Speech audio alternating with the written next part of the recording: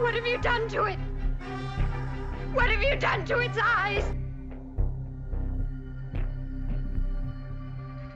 Number 10, The Sunken Place. Get Out. Hypnosis. She developed a method, and I'm telling you, it works like a charm. Wow. Some people don't want strangers messing around in their heads, guys. Although there are warning signs that things are not what they seem in his potential in-law's house, Chris doesn't truly understand the evil at play until he goes to the sunken place. He first encounters the mind-bending and oppressive void during a particularly harrowing and sadistic hypnotism session with his girlfriend's mother. Now, sink into the floor. Wait. Sink. His consciousness becomes totally divorced from his body, and he can only watch through his own eyes like a fading screen in the dark. Even for a viewer who didn't get the metaphors in writer-director Jordan Peele's social commentary, The Sunken Place is a visceral, oppressively bleak, and terrifying experience. Now you're in the sunken place.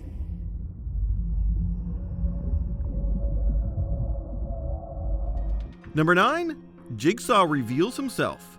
Saw. Hello, Mr. Hindle. Or as they called you around the hospital, Zap. It's a twist that launched a franchise. When Adam and Dr. Gordon wake up chained to toilets in a filthy bathroom, the corpse on the floor is almost an afterthought. He's there so long that in the middle of all the torture and flashbacks, it's kind of easy to forget about him. It's only after Gordon literally saws off his own foot that the corpse reveals himself to be alive. And not only is he alive, he's actually the gravel voice mastermind behind this entire setup. Key to that chain is in the bathtub. This jaw-dropper of a finale was a surprise the sequels always tried to replicate, but could never quite duplicate. Game over. Number 8, The Tape. The Ring. And as soon as it's over, your phone rings. Someone knows you've watched it. And what they say is, you will die in 7 days. In what is probably one of the greatest opening sequences in modern horror, The Ring starts with a pair of tremendous scares and a great explanation of the cursed videotape at its center. But what really disturbed viewers was the tape itself. We don't get to actually see the curious sounds and images until Rachel, the journalist investigating the tape, watches it.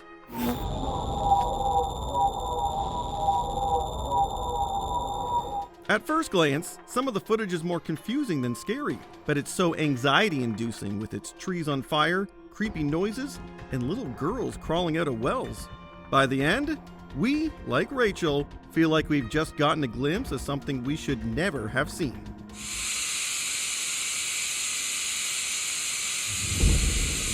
Number 7, What Have You Done to His Eyes? Rosemary's Baby. There's nothing to be afraid of, Rosemary. Honest and truly, there isn't. There's nothing but a mild sedative to calm you down. Apartments usually have a few quirks, but this one has passageways and a satanic cult instead of a condo association. In the last sequence of this paranoid horror classic, Rosemary is a new mother whose baby was born under duplicitous and downright evil circumstances. She finds her husband and neighbors in a secret room standing around her baby's bassinet, and is shocked at her newborn's appearance. In the movie's greatest stroke of genius, we never actually see the baby. We only see Rosemary's look of horror and hear the terrible question, What have you done to it? What have you done to its eyes? But the final gut punch is how she overcomes her fear and takes her place as the mother of Satan's child. Why don't you help us out, Rosemary? Be a real mother to Adrian. You don't have to join if you don't want to. Just be a mother to your baby. Number 6, The Penthouse. Wreck. Pues te va a sonar fatal, pero yo estoy deseando que suene la sirena y que haya una salida gorda. Sí, que no pasa nada. This low-budget Spanish hit follows a news crew who have been unwittingly quarantined in an apartment building with people infected with a mysterious virus. Escaping from the infected hordes, the pair flee to the top-floor penthouse where they learn the truth. But even here, there's no hope. Por otro lado, ha ocurrido algo inesperado. La enzima no solo es muy resistente, sino que muta en distintas cepas. We are forced to watch shaky night vision footage of their chilling last moments, as the monstrous patient zero closes in, dispatches one of them, and then drags the other into the darkness. The details of her fate are left open, but the result is pretty clear. Combining our primal fear of the dark and the unpolished creepiness of found footage, it's a bleak and heart-stopping climax. Number 5, Chestburster, Alien. Seems to have life. Organic life. This is one of sci-fi horror's greatest shocks. The first appearance of the chestburster alien is not only true to its name, it's also a marvel of practical effects. As the crew of the Nostromo celebrate Kane's apparent recovery from having an alien surgically removed from his face, an unexpected guest crashes the party. It also crashes right through Kane's ribcage. What's wrong? More than just a jump scare, it's a moment that comes seemingly out of nowhere and reveals yet another terrifying feature of the eponymous alien. This blood-covered reptilian is a lingering image that has us forever second-guessing every stomach cramp. Number 4, Ben is killed, Night of the Living Dead. We'll be all right here. We'll be all right here until someone comes to rescue us. George Romero's grindhouse classic was not for the faint of heart, and definitely not for moviegoers who want happy endings. After watching every other character get dragged into devouring hordes of undead ghouls, Ben is the last remaining survivor in an abandoned farmhouse. But once safety arrives in the form of a gun-toting mob, Ben is mistaken for one of the zombies and shot in the head. Okay, he's dead. Let's go get him. That's another one for the fire. Many critics have identified the montage of grainy photographs of bodies being burned and the racial dynamics at play in Ben's death as a sobering reflection of real-world violence. Number 3, Charlie's death, Hereditary.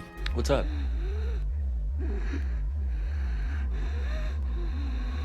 Are you okay? It's hard to breathe. Writer-director Ari Aster's first feature found a million different ways to ratchet up the tension. 13-year-old Charlie Graham is positioned as the movie's focal character, at least until she has an allergic reaction and through a wild confluence of events is decapitated by a telephone pole. It's a brutal scene that is played at breakneck speed, no pun intended. Her brother's fugue state and her mother's desperate howls of grief afterward hang over us the entire time.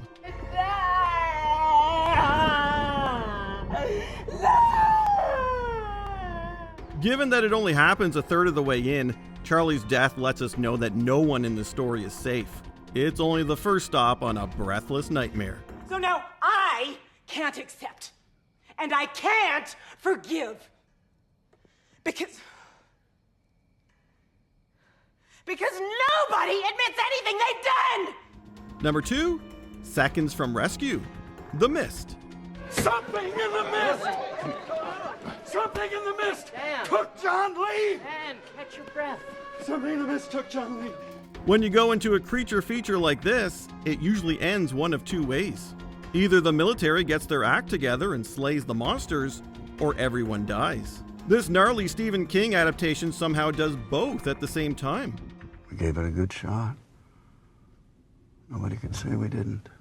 Stranded in a car, David and the other survivors decide to end their lives, including that of David's young son, rather than meet a painful demise in the tentacles of the fog-dwelling monsters. Moments after the deed is done and only David is left alive, the military suddenly arrives. Realizing they were only minutes from rescue and the sacrifice was for nothing, a horrified David breaks down in the middle of the road.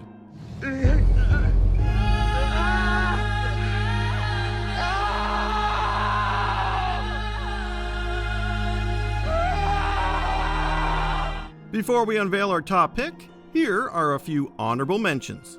The Abandoned House, The Blair Witch Project. Two filmmakers meet an abrupt and mysterious end in the cellar.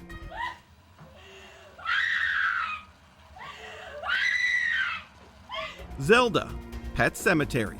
Rachel's dead sister returns to torment her, but an even worse fate awaits.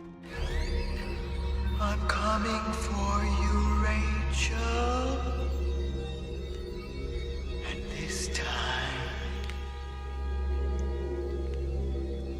I'll get you. Burned alive. The Wicker Man. A cult sacrifice provides one of the most disturbing endings to any horror movie.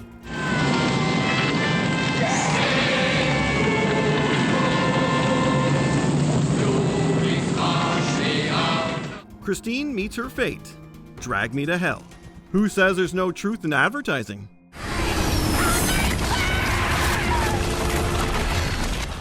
Angela's identity revealed? Sleepaway Camp. A controversial twist delivered in the most bizarre way. Such a lovely name. Why, I believe it means angel.